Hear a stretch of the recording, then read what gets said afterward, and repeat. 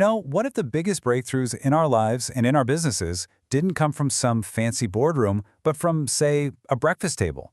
We're about to unpack the really powerful lessons from one of those gatherings, where a simple meal sparks some pretty profound insights on what it means to grow. So get this, it was called the Warrior's Man Cake Breakfast. The whole idea was simple. Just bring a group of men together, share some food, and create a space for real talk. No pretense, just total openness and accountability. And it turns out, that's the perfect recipe for some powerful wisdom. And that's really the question that was at the heart of all their conversations. Whether it's in our careers, our families, or just inside our own minds, we all face these massive hurdles. So, what are the frameworks that can help us not just get through them, but actually grow from them? Well, their first big realization was this. The search for growth has to start by looking inward. We spend so much time focusing on all the external obstacles, but the toughest battles, let's be honest, are usually the ones we fight with ourselves, those internal struggles.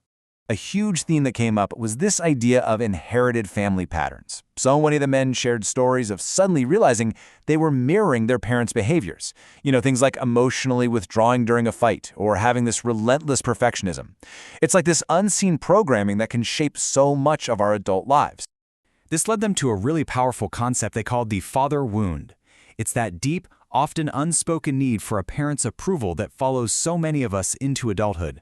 It can quietly steer our self-worth, our drive for success, and they found that the path to healing often involves finding good mentors and leaning into faith. And what about those two constant companions, right? Self-doubt and comparison. The group reframed these not as personal failings, but simply as distractions. Especially for entrepreneurs, setbacks aren't a sign that you're not good enough. They are a required part of the journey to mastery. The most important thing is to stay focused on your own path. Okay, so identifying these internal struggles is one thing, but how do you actually heal them? Well, the group didn't just stop with the diagnosis. They built a whole emotional health toolkit with some powerful frameworks for actually doing the work. They broke down this fascinating framework called emotional flow theory. Think of it like a chain reaction. It starts with love for something, let's say your business. Then comes the fear of losing it. If you feel powerless to stop that fear can curdle into anger. If nothing changes, anger becomes frustration. And if that loss starts to feel permanent, frustration can sink into depression. But see, knowing these steps gives you the power to break the chain. They also totally reframed anxiety. It's not a sign of failure, it's an alert system. It's just your body's natural fight or flight response kicking in when there's uncertainty. So the goal isn't to crush anxiety, it's to listen to it.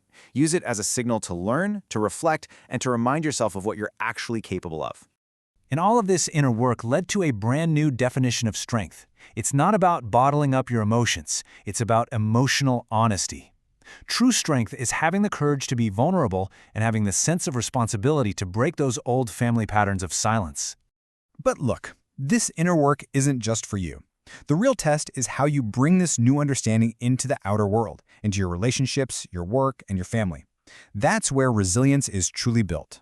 They distilled true friendship down to 3 simple, actionable principles. First, be present, and not just during the hard times, but also to celebrate the wins. Second, genuinely celebrate other people's success without a hint of jealousy. And third, engage proactively, don't wait to be asked, reach out and offer support. That's how you build real brotherhood. In business, they shared this really practical gem. You often have to play 2 completely different roles. You've got the good cop, who builds relationships in harmony with clients. And then there's the bad cop, who has to handle collections and set firm boundaries. Separating these roles is absolutely key to maintaining both your cash flow and your sanity. And for all the fathers in the group, the guiding principle was this: be a guardian of your child's dream, protect it, and help it grow. But, and this is so crucial, make sure it stays their dream, not your own. It all comes down to choosing presence over pressure. And here's the common thread that ties all of these ideas together. None of this happened in isolation. Every single insight was forged in conversation and sharpened by the group. It proves a fundamental truth. Growth isn't a solo mission, it's a team sport.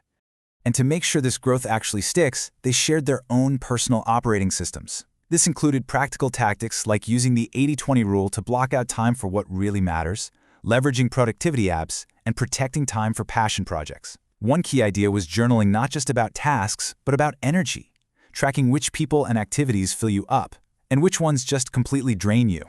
So the most important point is this: Real, sustained personal evolution happens best in an intentional community, a place where you can be vulnerable, where you're held accountable, and where you're supported in your spiritual and personal journey. That was the real magic of the breakfast. And that leaves us with one final crucial question. All these insights are powerful, but they're really meant to be shared. They're amplified by connection. So the real question isn't just what you'll do with this knowledge, but who you will share the journey with.